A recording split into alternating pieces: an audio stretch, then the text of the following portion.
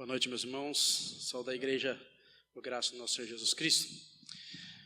Agradeço o convite, reverendo Márcio. Agradeço o conselho também por esse privilégio de poder participar de um culto como esse, tão importante para a vida da igreja. Também para a minha família também. Louvo a Deus pela vida da igreja e rogo a Deus para que continue a abençoá-los cada vez mais. Abra sua Bíblia em Daniel capítulo 1.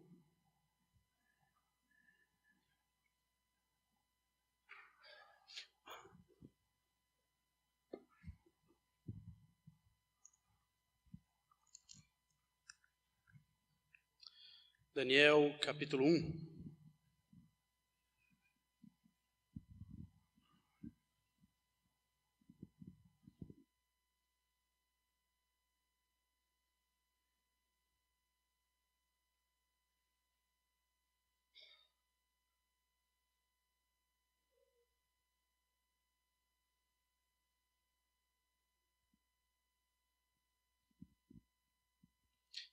Diz assim a palavra do nosso Deus.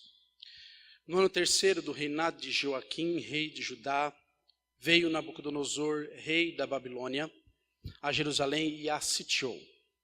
O Senhor lhe entregou nas mãos a Joaquim, rei de Judá, e alguns dos utensílios da casa de Deus. A esses levou-os para a terra de Sinear, para a casa do seu Deus, e os pôs na casa do tesouro do seu Deus.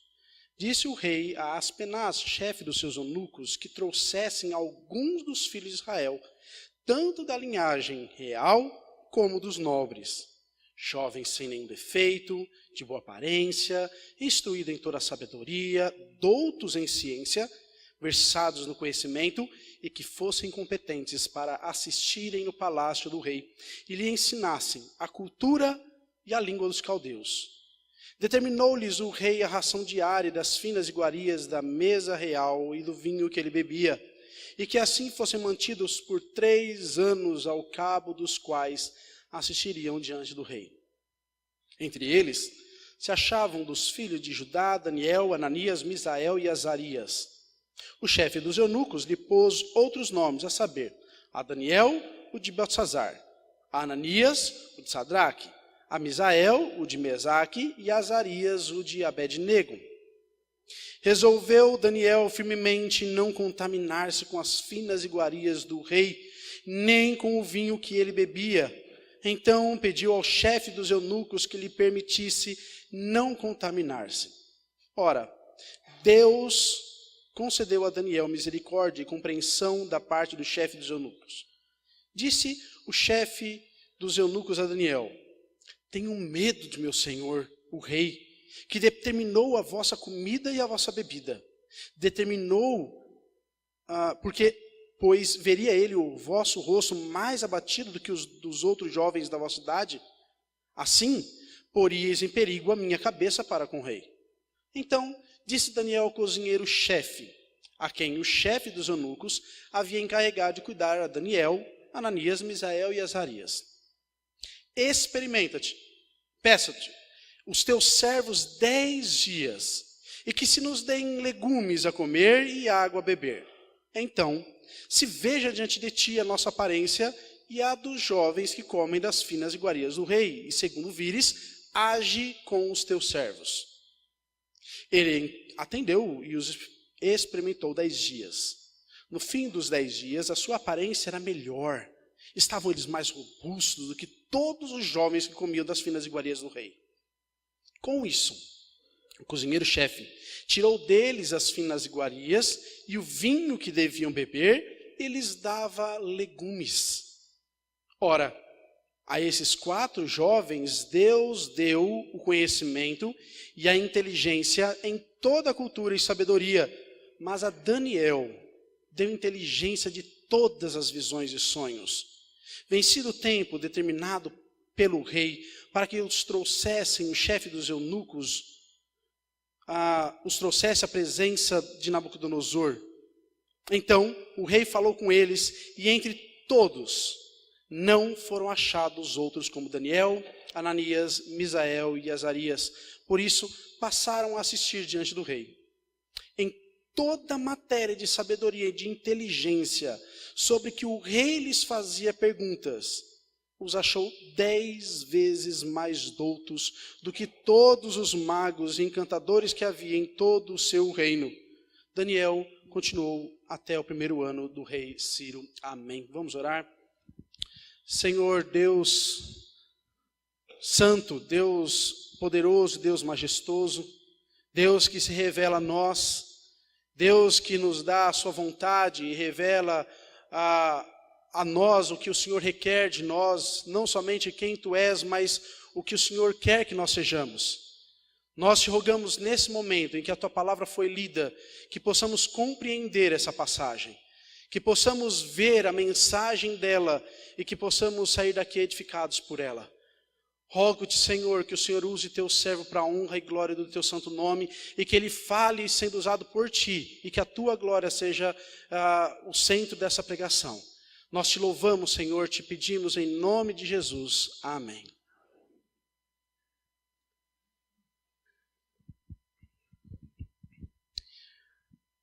Tive uma senhora como membro da igreja em que, durante um tempo, ela era do Ceará, e ela passou os últimos dias de vida dela aqui no ABC, em São Bernardo, e ela começou a frequentar a nossa igreja.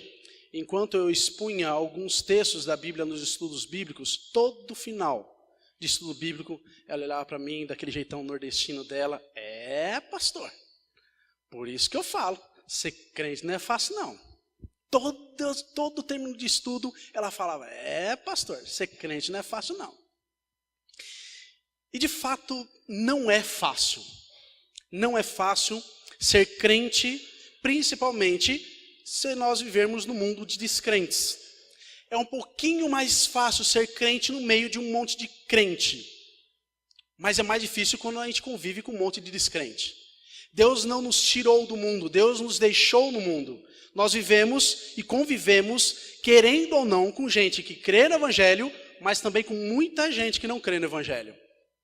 Nós conhecemos e convivemos não somente na nossa própria família, mas principalmente com aqueles que nós convivemos no trabalho, na nossa vizinhança, até mesmo na escola. Nós sempre convivemos com pessoas que não temem ao Senhor. E as tentações e as provações e as dificuldades de ser crente nesse mundo descrente ocorre a cada dia.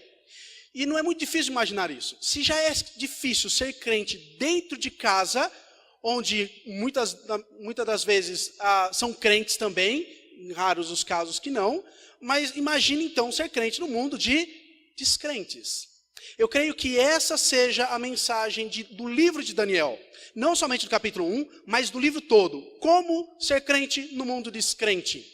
Como ser crente, por exemplo, no mundo onde a política não é cristã, onde os políticos, os nossos governantes, não temem ao Senhor.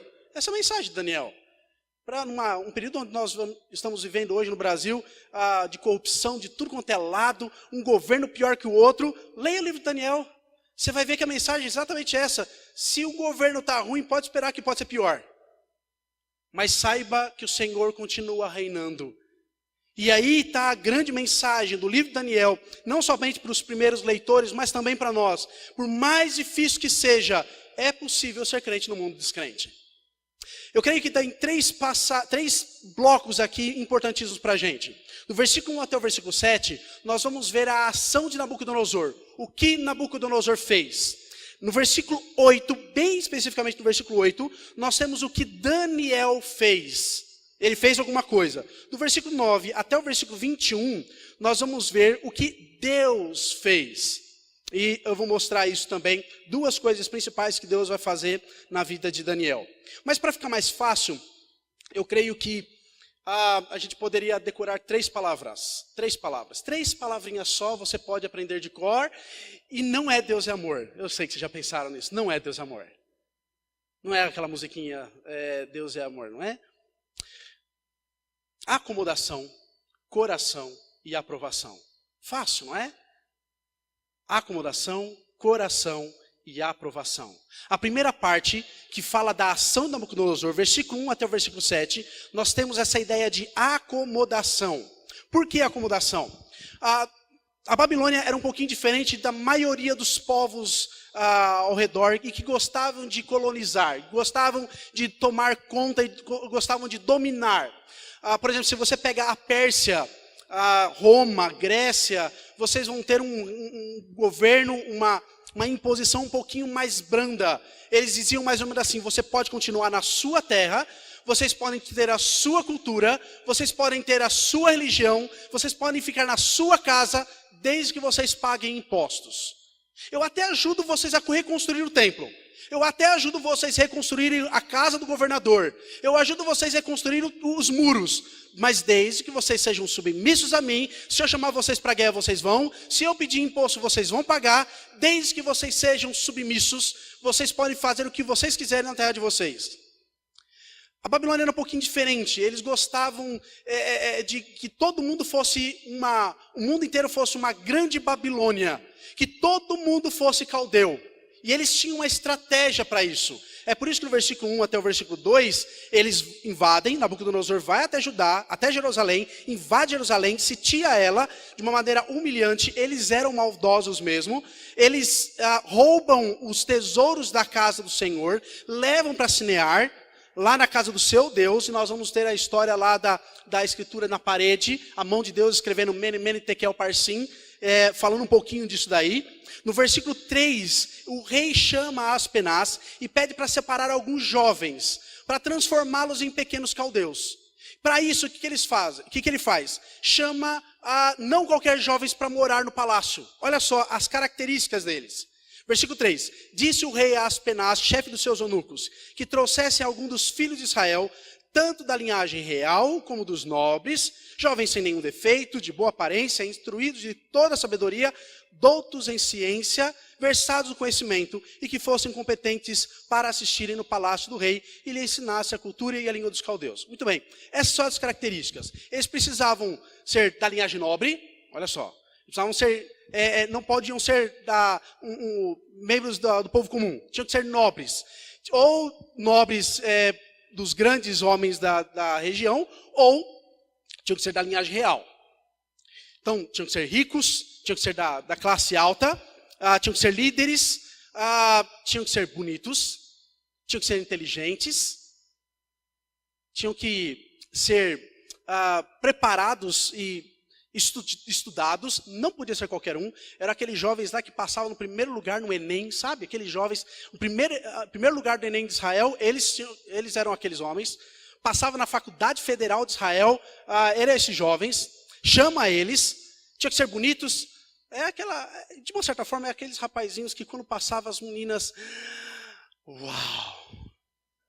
E as mães das meninas, esse é o genro que eu queria.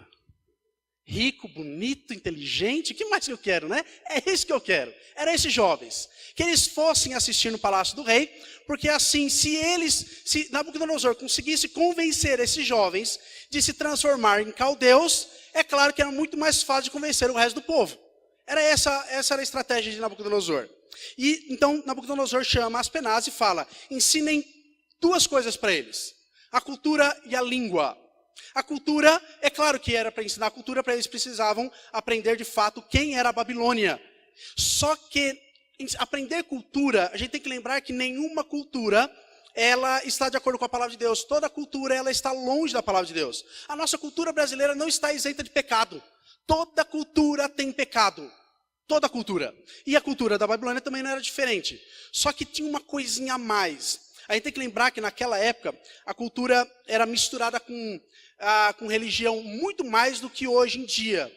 No Brasil, por exemplo, onde pelo menos as pessoas falam que não tem nenhuma religião predominante, mas tem, não é? A gente tem as festas principais, são todas envolvidas com religião do nosso país. As grandes festas. Naquela época também não era diferente. A ciência que eles estudavam, que tinha a ver com a cultura, estava intimamente ligada com a religião e com a fé deles. Para vocês terem uma ideia, para quem assistiu o filme Os Vingadores, tem um momento lá interessante. Thor, o deus nórdico, um deus que não é só aparece nas revistas em quadrinhos, mas também é um deus da mitologia bem antiga. ele está conversando com Tony Stark, que é o mestre da tecnologia. O cara é inteligente, conhece tudo de eletricidade, e num certo momento eles estão discutindo sobre o que é magia e o que é ciência. Então Thor vira para ele e fala assim, olha, você está falando de ciência, na minha terra eu chamo de magia. E na verdade, há um tempo atrás, os seus ancestrais falavam que era tudo a mesma coisa. E era. Antigamente, eles explicavam ciência de maneira religiosa. Deixa eu dar um exemplo. Se você for, por exemplo, os filisteus, um pouquinho antes até mesmo Daniel, eles adoravam o deus Baal. E quando chegava um rapazinho, chegava para o seu professor e falava, professor, da onde vem a chuva? Da onde vem os raios? Da onde vem o trovão? E então o professor falava assim, é muito fácil, a ciência explica. Vem Baal na sua carruagem de fogo, com um raio na mão, trazendo chuva para as colheitas, e ele lança fogo com aqueles raios. A ciência está aí para explicar, para comprovar. Professor, como é que a gente explica as estações do ano? É fácil, a última revista científica tem um artigo que explica que no inverno, Baal morre. E a deusa, a esposa dele, ressuscita depois na primavera, ressuscita Baal na primavera, e ele vem trazendo a vida novamente. A ciência está aí para comprovar essas coisas. Era assim a ciência, era assim a cultura. Não é muito diferente dos nossos dias, não é? Por exemplo, hoje existe a teoria da evolução, que exige muita fé na acreditar numa fantasia como essa, e pouca ciência, pouca prova científica. Mas está lá, eles acreditavam nisso, e quando eles aprendiam a cultura, eles aprendiam a ciência, e automaticamente eles aprendiam a religião. Então, primeira coisa, aprendam quem nós somos.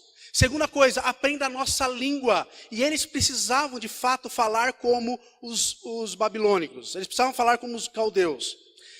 Os caldeus falavam aramaico, que é bem parecido com o hebraico, que era a língua dos judeus. Só para você ter uma ideia, era mais ou menos como o português do Brasil e o português de Portugal. Para quem já viu Cristiano Ronaldo falando na televisão, você ouve lá, você entende algumas coisinhas. Mas é aquela mistura, né? Aquele negócio meio enrolado, você precisa de uma legenda, porque a gente não consegue entender completamente o que ele fala. Era mais ou menos assim a diferença entre o aramaico e o hebraico.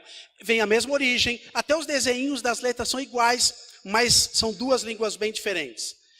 Daniel aprende isso muito bem. A partir do capítulo 2, versículo 4, até o final do capítulo 7, é todinho o texto em aramaico e muito bem escrito. Daniel aprende a língua, ele aprende a cultura, e mais um detalhe, versículos 6 e 7, vai falar que Nabucodonosor muda o nome dos quatro amigos, Daniel, Ananias, Misael e Azarias.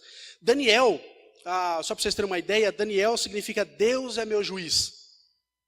E eu gravei mais Daniel do que dos outros nomes, porque meu filho chama Daniel, e eu escolhi esse nome exatamente porque na época que ele nasceu, eu estava pregando o livro de Daniel. E depois, quando meu outro filho nasceu, era Mateus, eu estava pregando em Mateus. Graças a Deus não tive nenhum filho quando eu estava pregando em Abacuque. Mas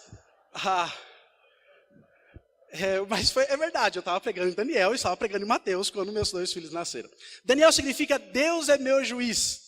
E agora todos os outros nomes, Daniel, Ananias, Misael e Azarias, todos eles têm Deus no nome.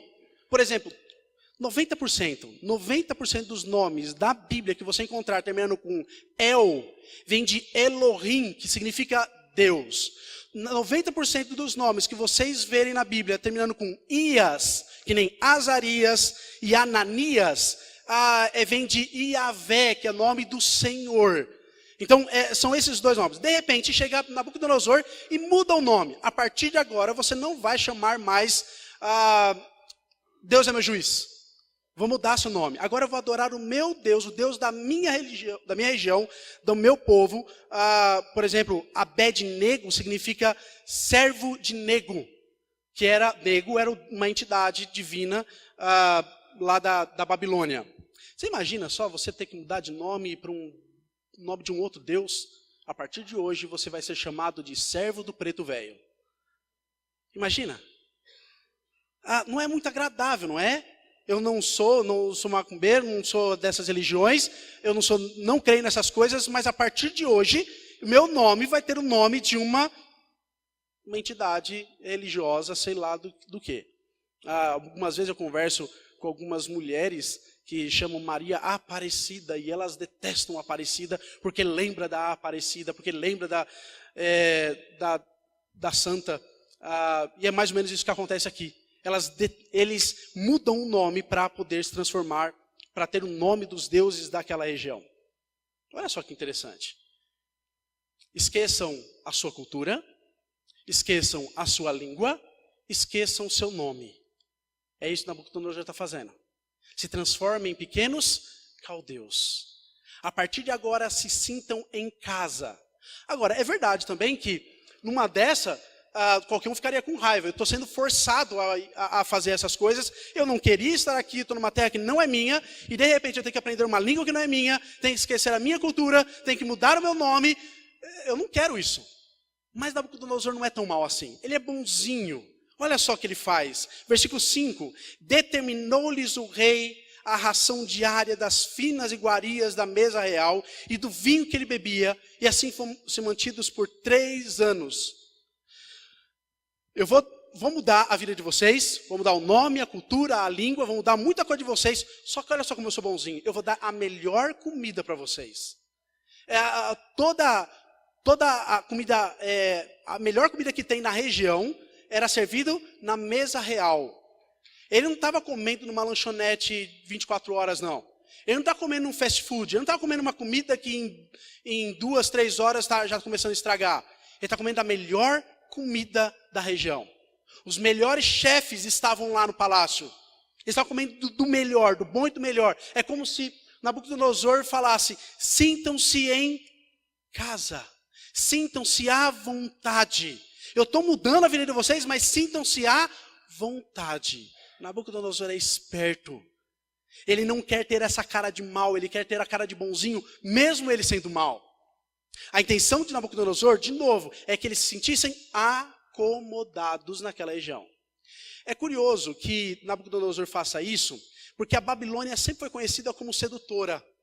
Por exemplo, a primeira vez que aparece o nome da Babilônia não está em Daniel, mas está lá em Gênesis capítulo 10, quando vai construir a torre, capítulo 11, quando vai construir a torre de Babel. A palavra Babel lá é a mesma palavra aqui em Daniel capítulo 1, Babilônia. E lá vocês lembram muito bem a história. Eles vão construir uma grande torre para que os nomes se tornem célebres, para que todo mundo conheça eles, para que eles comecem a admirar a eles. Se você for lá para o último livro da Bíblia, Apocalipse, a Babilônia também é citada. Só que é citada como a grande sedutora desse mundo, a grande meretriz, aquela que seduz as pessoas para se distanciar do Senhor. A Babilônia sempre foi conhecida como essa sedutora, para sentir as pessoas, para fazer com que as pessoas se sintam à vontade.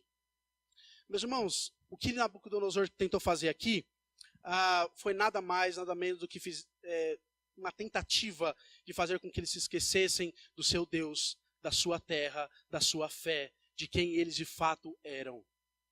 É por isso que no Salmo 137, o salmista vai dizer, quando eles estavam nos rios da Babilônia, e aqueles que levavam cativo pediam: cante uma musiquinha bonitinha, cante aquela musiquinha alegre de vocês. E o salmista vai dizer: como é que nós vamos cantar uma música alegre se nós estamos tristes? Nós estamos pendurando as nossas harpas nesse salgueiro que nós conhecemos como chorão. Nós penduramos as nossas harpas aqui, nós não temos vontade de cantar, nós não temos vontade de louvar, nós não temos vontade de se alegrar. Porque na verdade, nosso desejo não era estar aqui. O nosso desejo é estar lá na nossa terra. Se eu esquecer de ti, ó Jerusalém, que a minha língua se apegue ao céu da minha boca. Porque o meu lugar não é aqui, a minha terra não é aqui, a minha terra é lá. Eu não sirvo os deuses daqui, eu sirvo o Senhor dos Exércitos. Essa nada mais é do que a tentativa de Satanás fazer conosco todos os dias. O que mais Satanás quer é nos fazer nos acomodar na vida que nós temos aqui. E como nós caímos nisso com muita facilidade. Quer ver um exemplo? Se a gente perguntasse aqui, quem é que quer que Cristo volte logo Quem é que quer que Cristo volte? Tenho certeza que todos vão levantar a mão. Quem é que não quer que Cristo volte, não é? Eu quero, é lógico. Agora. Não dá para esperar um pouquinho? Tinha uma música, não sei nem se cantam ainda hoje, faz muito tempo que eu não ouço, que dizia: Maranata, vem, ó vem, Senhor Jesus. E tem muito crente que canta e cantava essa música dizendo: ó vem, mas não precisa ter pressa. Calma. Deixa eu casar primeiro. Deixa eu ter um filho primeiro. Deixa eu ver meus netos crescerem. Deixa eu realizar os sonhos da minha vida. Deixa eu conquistar minha casa própria. Deixa eu conquistar o emprego que eu tanto queria. Deixa eu aproveitar os meus netos crescerem. Deixa eu aproveitar a vida primeiro. Eu sei que Cristo vai vir. E eu tenho certeza que a maioria de vocês já deve ter pensado assim: Cristo não vai vir? Vai. Então para que a pressa, né? A gente já vai para lá mesmo. Deixa eu aproveitar um pouquinho aqui. Por que isso? Porque nós amamos as coisas dessa vida. Vou contar uma experiência. Eu morava num apartamento pequeno e que a sala eram 2 passos praticamente. Não dava nem para andar. Quando eu dava 2 passos já acabava o apartamento. Exagerando um pouquinho, mas vocês entenderam. E daí nossa televisão queimou e eu fui com a minha esposa lá comprar a televisão. E na loja eles são muito espertos, eles colocam uma televisão grande do lado de uma enorme. E daí quando a gente vai comprar a televisão, a gente olha aquela televisão grande do lado da enorme e fala assim: eu acho que cabe na sala, né? Vamos comprar. Eu acho que não é tão grande assim, eu acho que vai caber direitinho na sala. Eu comprei, levei para casa, tirei da caixa, coloquei lá. Quando eu coloquei, eu olhei para aquele negócio enorme. Eu falei assim: que coisa é essa? Horrível. Eu me sentia mal durante quase uma semana olhando para aquele trambolho, aquele negócio enorme. Eu tinha que ficar encostado na parede para assistir televisão. Era muito grande. Eu falava: por que eu fui fazer isso? O que a gente vai fazer? Olha o tamanho dessa televisão, a gente devia ter pesquisado antes. Está muito grande. Não dá nem para ver direito. Parece que a pessoa está aqui na nossa casa. E ela tem 2 metros de altura. Só a cabeça dela está muito feio. Me senti mal, mesmo. Eu conversei muito com a minha esposa. O que a gente vai fazer? A gente comprou uma televisão muito grande. Depois de uma semana, eu olhei. Tá, né? Fazer o quê? Já comprei? Agora deixa, né? Deixa aí a televisão, não vamos ficar com esse negócio enorme. Na segunda semana, terceira semana, eu falei assim: tá. Não é tão grande assim, eu acho que eu estou exagerando. Fulano de tal tem o mesmo apartamento que a gente e tem uma televisão desse tamanho também. Acho que não é tão grande assim. Depois de 1 mês, 2 meses, eu olhava para aquela televisão: mas que televisãozinha pequenininha é essa, né? A gente se acomoda com tanta facilidade com as coisas dessa vida. Sabe por quê? Porque a gente ama as coisas dessa vida. Nós amamos tanto as coisas dessa vida que a gente gostaria muito mais de passar mais tempo aqui do que passar o tempo na eternidade com Cristo Jesus. Não é verdade? Não é verdade que nós amamos a vida aqui? Não é verdade que nós nos acostumamos e nos acomodamos com as coisas aqui? Não é verdade que nós nunca estamos satisfeitos com aquilo que nós temos aqui? Não é verdade que quanto mais nós temos, mais nós queremos ter? Não é verdade que quanto maior o celular, melhor é? Não é verdade que quanto maior a televisão, melhor é? E a gente luta para ter cada vez mais coisas aqui? Por que a gente muitas vezes faz hora extra no trabalho? Por que muitas vezes a gente se esforça tanto para ganhar mais dinheiro? Não é para conquistar mais coisas aqui? Quantas vezes a gente não perde, por exemplo, nosso tempo com trabalho para conseguir mais dinheiro e deixamos muitas vezes as coisas da igreja de lado simplesmente para conseguir mais dinheiro, para conseguir mais coisas dessa vida? Não é verdade? Não é verdade que nós amamos demais as coisas desse mundo?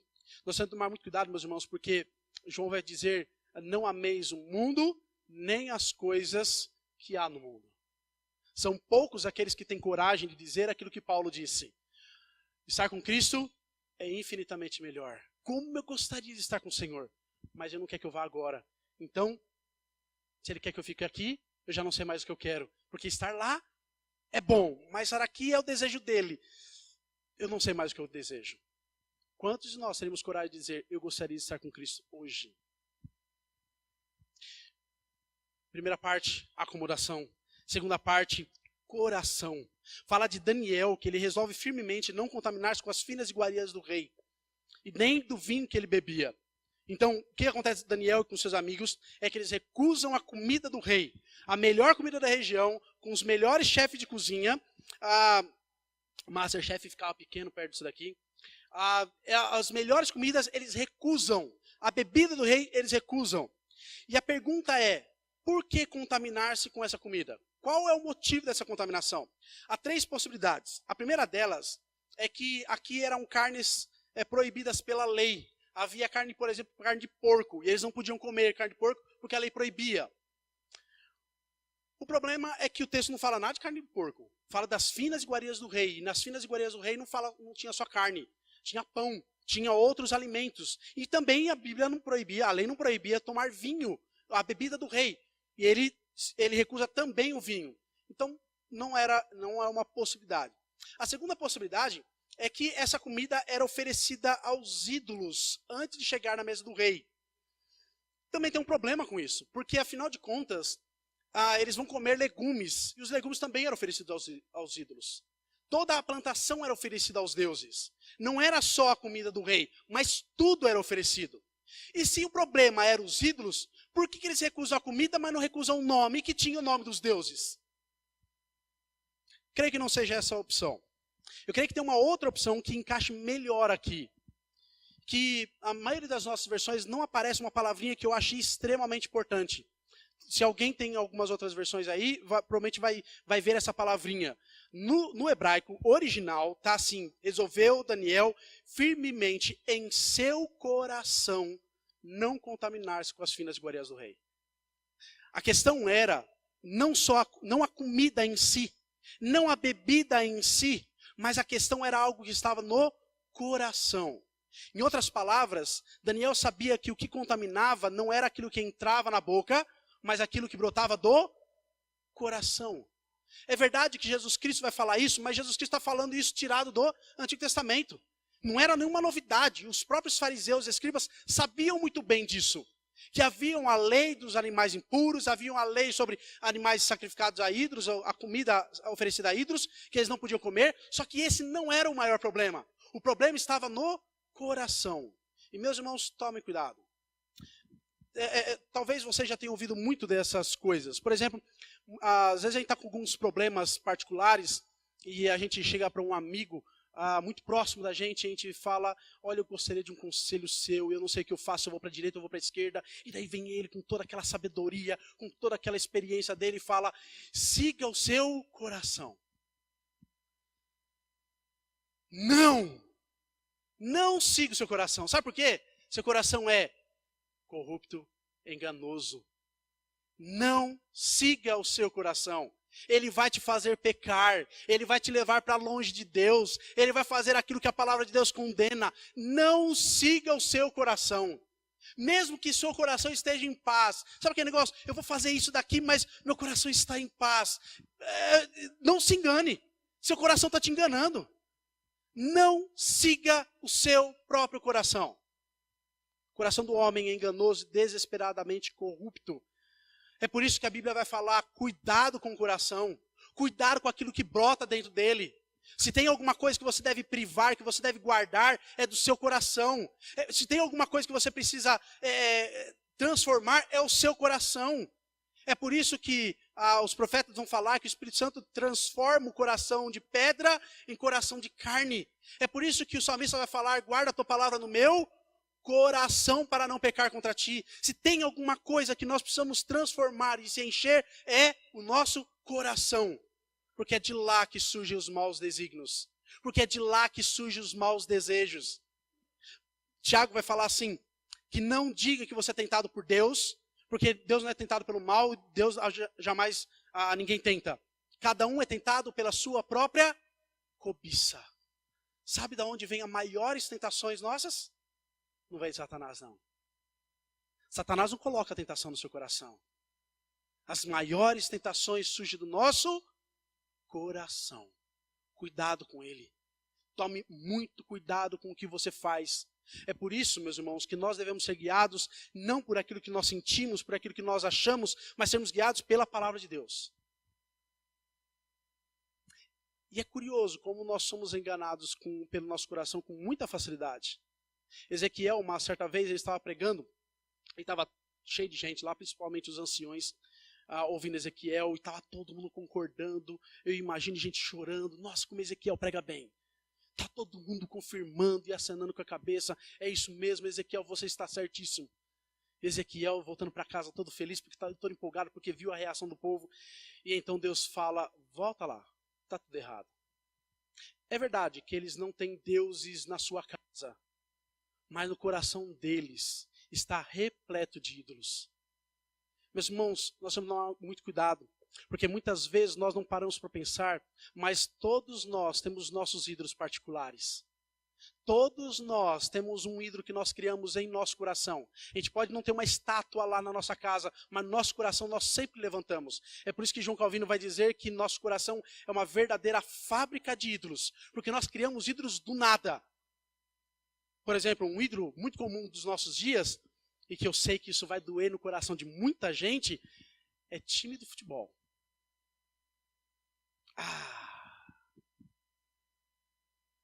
Não é? Quando o time do meu coração, meu time favorito, vai jogar, quando o meu time do coração vai jogar o final do campeonato e vai ganhar do São Paulo e do Palmeiras, não vou falar que time que eu torço, não, é segredo. Sabe aquele negócio de estar assistindo o jogo e o coração acelera, e o coração bate mais forte? Sabe o que é isso? Idolatria. Sabe como que eu sei que é idolatria? Porque a gente não tem o mesmo sentimento quando a gente está na casa do Senhor. Não é verdade?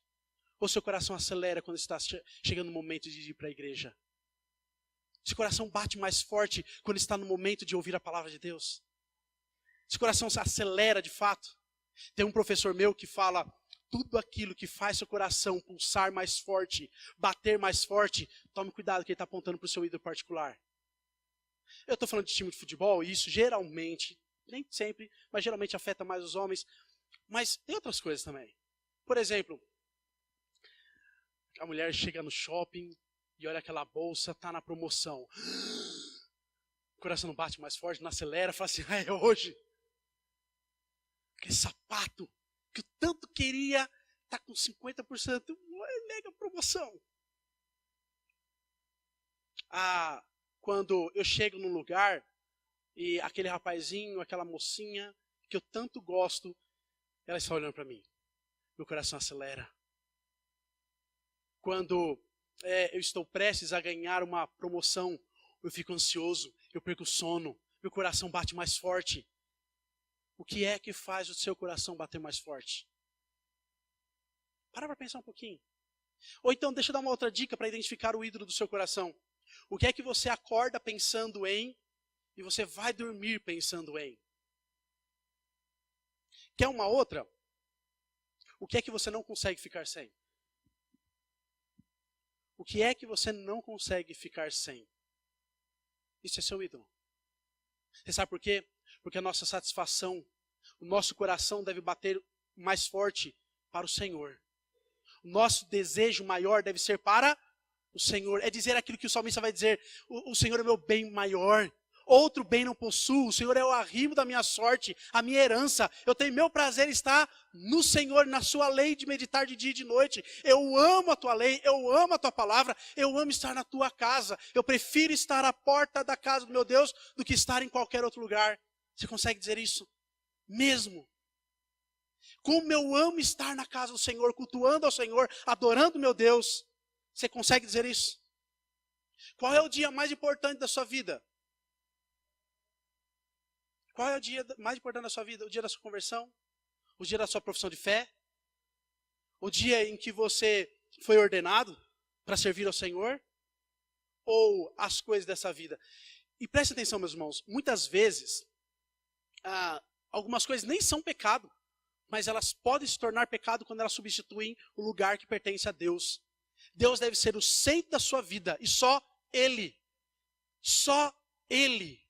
E isso, muitas vezes, até coisas que a gente priva, a gente zela, a gente tem um carinho muito grande, como, por exemplo, nossa família. Isso dói, eu sei. Mas o nosso marido, nossa esposa não deve serem mais importantes do que o nosso Senhor.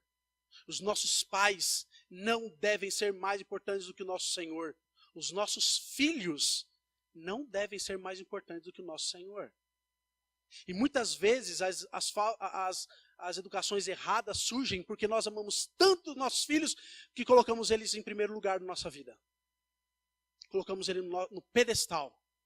E colocamos ele como centro de tudo na nossa casa. Tudo gira em torno deles, quando tudo deveria girar em torno do Senhor. A terceira parte fala o que Deus fez.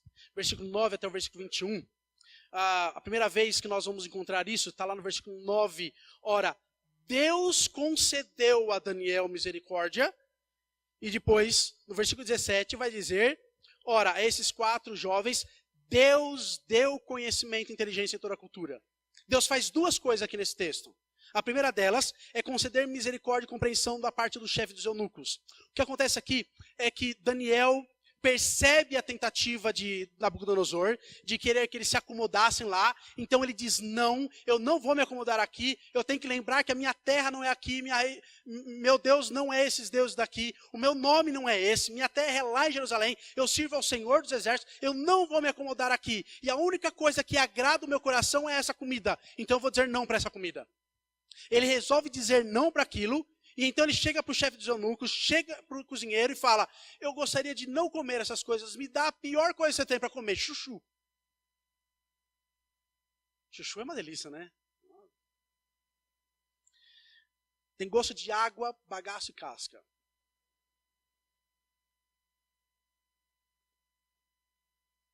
Dá água para mim, dá chuchu, dá abobrinha, dá qualquer coisa, menos as finas iguarias do rei. Pede para testar por 10 dias, e o chefe dos eunucos, o cozinheiro, chefe, aceita o desafio, e por 10 dias eles ficam comendo chuchu. Eu estou colocando chuchu aqui para vocês imaginarem a comida. Fala legumes aqui. Não fala só de chuchu, mas chuchu e água. Olha só, ficam bem hidratados. Passou 10 dias, o chefe dos eunucos volta, versículo 13 em diante, vai dizer assim: então se veja diante de ti a nossa aparência e a dos jovens que comem das finas iguarias do rei. E segundo vires, age com os teus servos. E ele atendeu e experimentou 10 dias. No fim de 10 dias, a sua aparência era melhor. Estavam eles mais robustos do que todos os jovens que comiam das finas iguarias do rei. Depois de 10 dias, o cozinheiro chega para aqueles 4 amigos e percebe que eles são mais robustos. E olha, meus irmãos, eu já vi algumas explicações para esses robustos. E o pessoal fala: eles são mais fortes, mais fortinhos, mais... não é bem isso, não. A palavra robusto aqui aparece, uma das primeiras vezes que a palavra aparece, está lá no sonho do faraó, nos dias de José. Sabe as 7 vacas gordas? É a mesma palavra aqui. Ou seja, eles não ficaram mais fortes, eles ficaram mais gordos. Para as mulheres que gostam de fazer regime, aprendam: chuchu engorda. Vocês estão fazendo errado, vocês têm que comer pizza, tá vendo? Hambúrguer, para poder emagrecer. É claro que não funciona assim, né? É claro que tem alguma coisa errada aqui. Como é que comendo legumes a pessoa vai engordar? E foi exatamente isso que aconteceu. Eles engordaram. Como é que eles engordaram mais do que os outros com chuchu? Só por um motivo. Só tem uma explicação. Deus aprovou a atitude daqueles jovens. Deus mostrou que a atitude daqueles jovens estava correta. E Deus abençoa, fazendo com que o impossível aconteça. Alguém consiga engordar com legumes. As pessoas começaram, aqueles jovens engordaram em apenas 10 dias. 10 dias é muito pouco tempo. Mas assim mesmo Deus fez.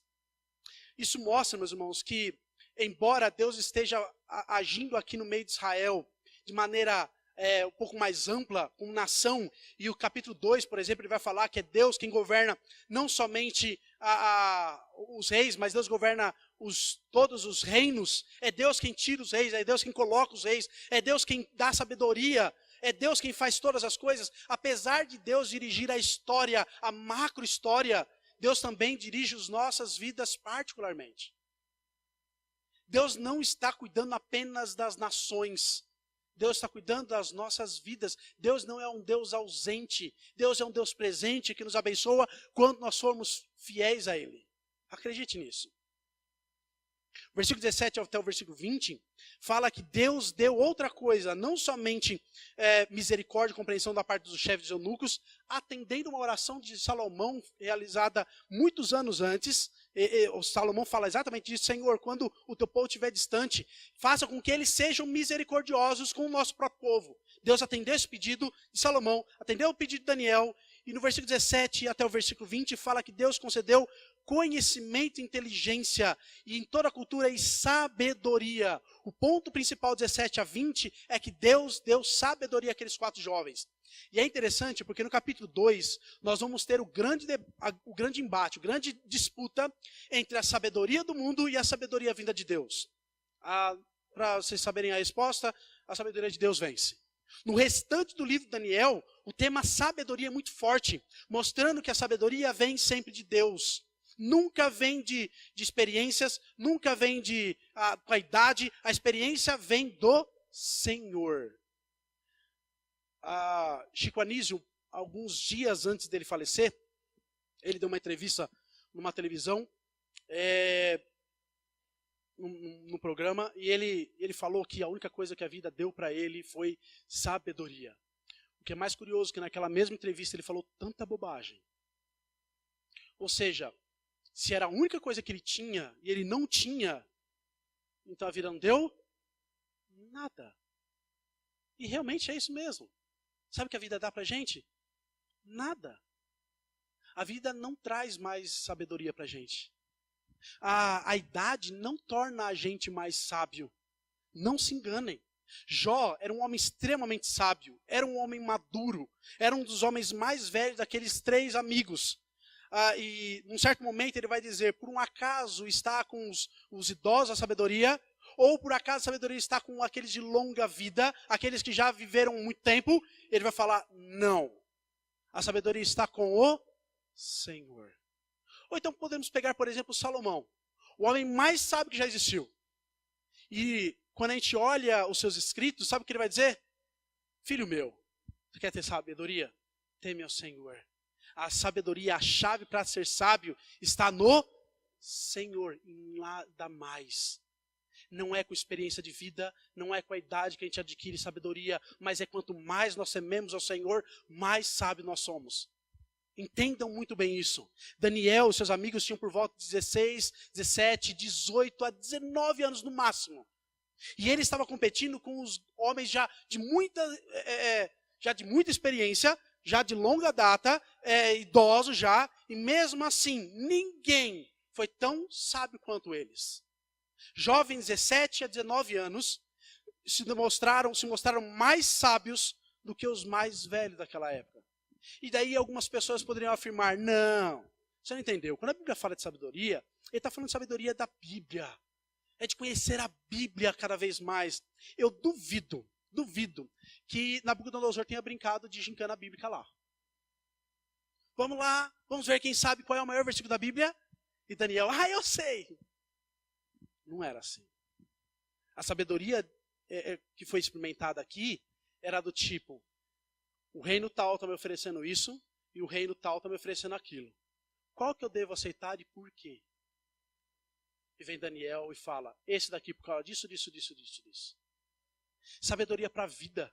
Sabedoria para saber como agir, como pensar, como entender as coisas que acontecem. Meus irmãos, as pessoas ficam tanto lutando para tentar entender as coisas e não percebem que a verdadeira sabedoria está aqui na palavra de Deus. Salomão vai dizer: o princípio da sabedoria é o temor do Senhor. Acredite, porque ele sabia o que era a sabedoria. Ele sabia o que era ser sábio. A rainha de Sabá, que não era uma mulher qualquer, era uma mulher considerada sábia também. Ela vem para ver realmente qual era essa sabedoria de Salomão que as pessoas tanto falavam.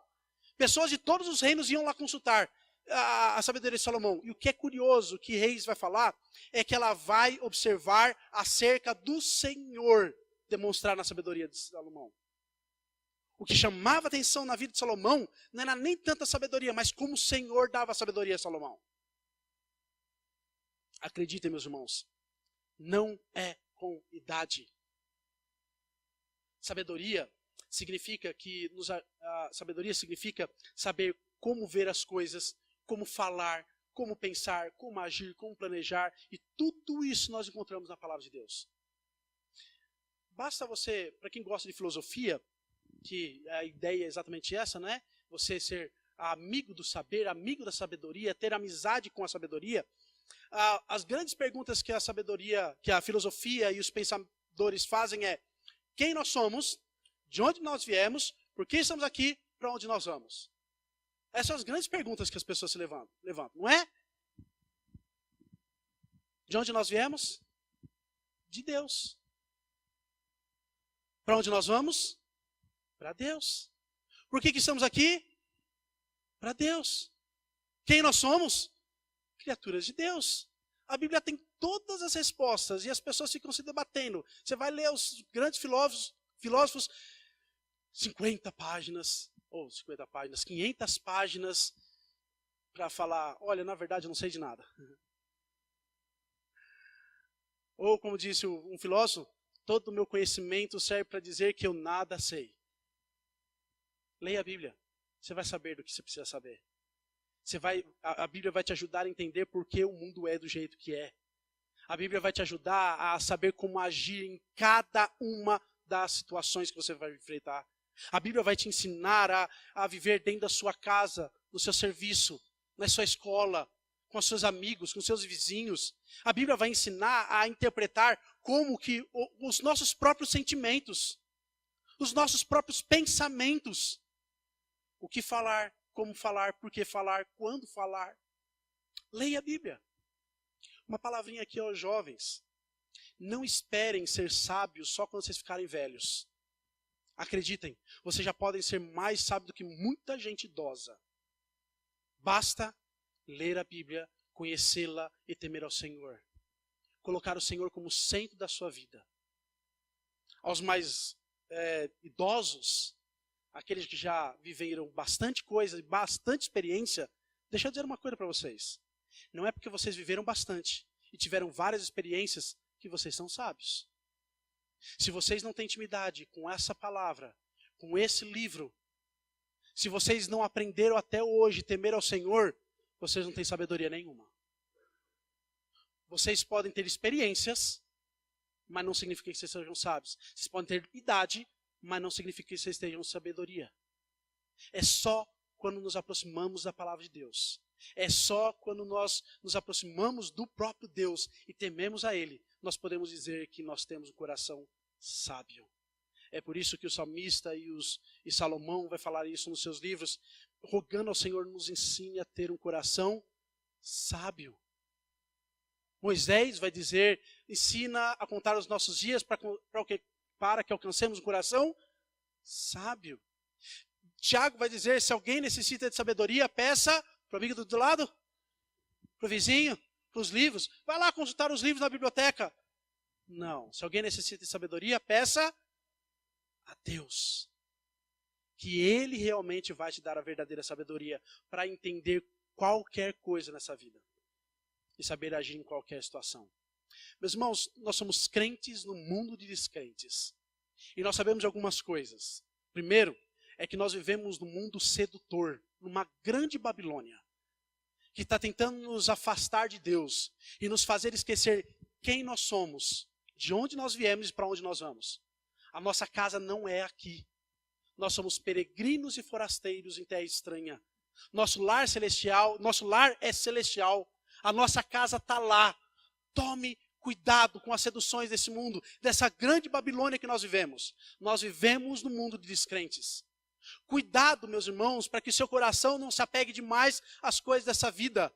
Siga o exemplo de Paulo, Colossenses capítulo 3. Pensai nas coisas lá do alto onde Cristo vive. Buscai as coisas lá do alto e não daqui da terra. Tome cuidado com o seu coração. Não siga ele, siga a palavra de Deus. Mas enquanto nós não chegarmos na nossa terra, no nosso lar, na nossa casa que Cristo foi preparar para nós, busque a sabedoria vinda do alto. Busque cada vez mais ser sábios de acordo com a palavra de Deus. Lembre-se aquilo que Paulo vai dizer em 1 Coríntios. As pessoas buscavam palavra de sabedoria, buscavam sinais, e Paulo vai dizer, não vou falar nada disso. Eu vou falar de Cristo crucificado. Sabe por quê? Porque ele é poder de Deus e sabedoria de Deus. Nós deveríamos cantar com mais alegria, mais de Cristo eu quero ter, mais do seu ensino receber, mais da sua comunhão, quero mais e mais de Cristo, porque quanto mais eu tenho de Cristo, mais sábio eu sou, mais preparado eu estou para peregrinar nessa terra, até o dia que eu vou morar na minha pátria celestial. Somos crentes no mundo de descrentes. Você está preparado para isso? Você realmente tem vivido de acordo com a vontade de Deus? Nessa grande Babilônia que nós vivemos? Que Deus abençoe. E nos dê a sua graça. Nos dê a sua sabedoria. Nos faça lembrar para onde nós vamos, onde é o nosso lar. Nos faça tomar muito cuidado com o nosso coração. E que nos ajude a caminhar enquanto nós estivermos peregrinando nessa terra de descrentes. Que Deus abençoe. Nós convidamos o reverendo Felipe para estar com a gente, porque nós estamos hoje inaugurando uma sala de estudos bíblicos na igreja, aqui na nossa igreja. E com certeza é uma das salas, ou deve ser, a sala mais importante da igreja. Porque a igreja existe para estudar a Bíblia. Nós acabamos de ouvir isso. E, de preferência, né, a facilidade que você vai ter, para o acesso que você vai ter a conhecimento da palavra de Deus, vai ser muito melhor. Você que é professor, de repente você tem que preparar uma aula, tem um texto que está meio confuso. Nós temos hoje já alguns livros, bons livros, comentário completo do Novo Testamento, um dos melhores comentários, comentários de Calvino, comentários alguns do Antigo Testamento, e nós queremos investir mais, desde que a igreja use. Se a igreja não usar, não vai fazer sentido o conselho investir em grandes obras.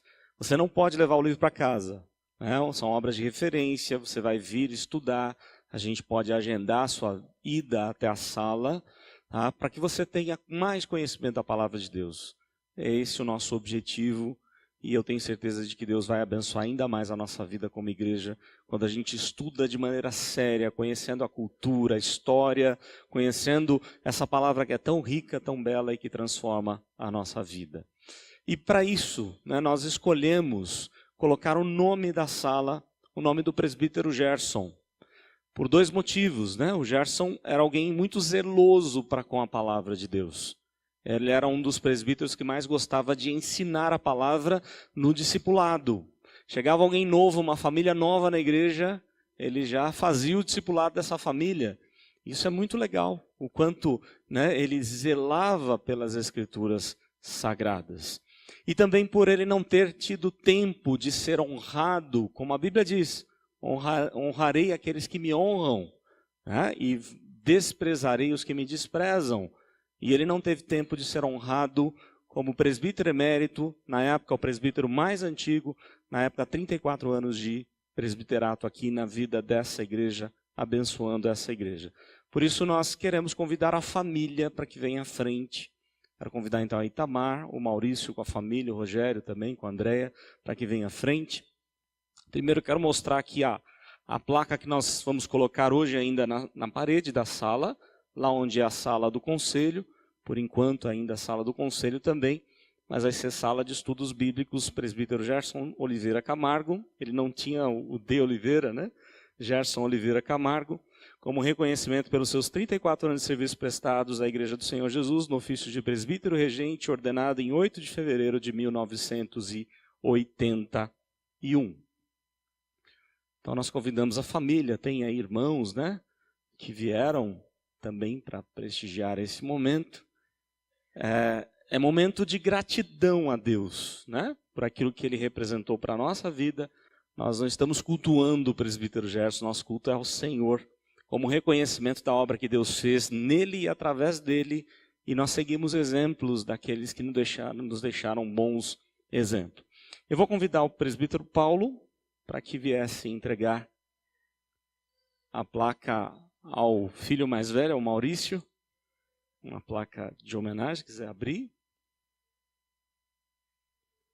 Nós fizemos uma placa aí para a família, né? Como uma lembrança para a família. Eu vou convidar, vamos lá, primeiro os cumprimentos.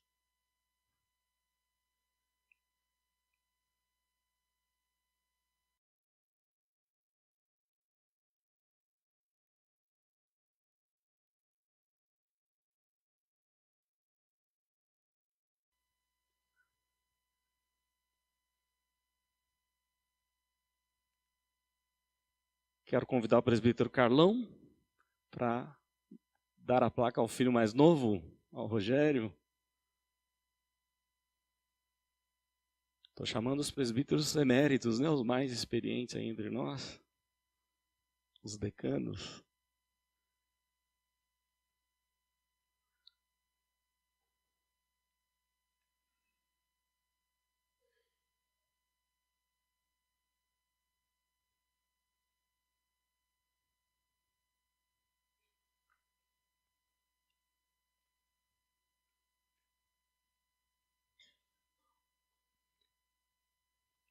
E vou convidar o presbítero Pedro para entregar para a nossa irmã Itamar. Com certeza o Gerson foi bênção na vida da igreja, porque a Itamar foi bênção na vida do Gerson. Não é? Foi auxiliador idônea que deu a ele condições para ele... Olha só, ela ia junto, acompanhava, é verdade. Muito bom, muito bom.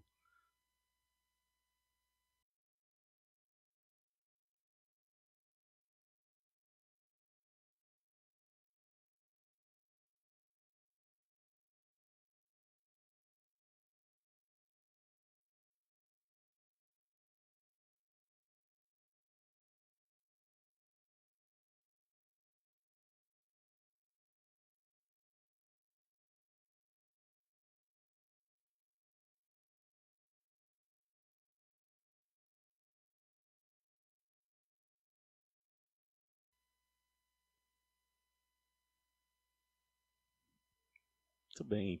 Nós queremos orar, né, agradecendo a Deus pelo privilégio de termos gente para seguir como um exemplo, como um modelo, porque Deus faz uma obra na nossa vida e assim como o quarteto canta sempre, né? Que nós possamos ser fiéis ao que nos seguem, que a gente possa olhar aqueles que já partiram e aqueles bons exemplos que eles nos deixaram e nós possamos ensinar os mais novos, né, a viver também na graça do Senhor. Vamos orar. Ó Deus, nós te damos graças por esse privilégio, porque o Senhor é um Deus de justiça, de graça, de alegria, de amor, de tantas coisas boas. E todos nós somos miseráveis pecadores, mas pecadores alcançados com a tua graça. E no dia que a tua graça nos alcançou, o Senhor muda a nossa mente, o Senhor mudou o nosso jeito de pensar, de agir. O Senhor trouxe na nossa vida uma transformação maravilhosa. E isso não parte da gente, não é fruto de nós mesmos, mas da obra que o Senhor realiza na nossa vida. Por isso nós te damos graças, não somente pelo Gerson, mas por cada presbítero, por cada líder que passou aqui na igreja, por cada membro da igreja, que dedicou a vida a essa causa, para que a igreja estivesse aqui firme na tua palavra. Te louvamos pela vida de cada um, ó Deus. Te damos graças porque nós temos modelos a seguir e pedimos agora que o Senhor nos ajude também a perseverarmos na tua doutrina, na tua palavra e a fazer somente a tua vontade. Continua a abençoar a família Camargo, ó Deus. Abençoe Itamar, Maurício, família, Rogério e família, que eles continuem firmes e agradecidos ao Senhor pelo exemplo de vida que tiveram do presbítero Gerson, e que eles continuem firmes no Senhor, agradecendo, porque o Senhor não erra. E aprove o Senhor chamar o teu servo por um lugar muito melhor do que o nosso. Como acabamos de ouvir do pastor Felipe. Um lugar, o nosso lugar, que o Senhor tem reservado para todos aqueles que estão em Cristo. Por isso te damos graças, ó Deus, por essa tamanha bênção e pelo cuidado do Senhor para com a nossa vida. Oramos agradecidos em nome de Jesus. Amém.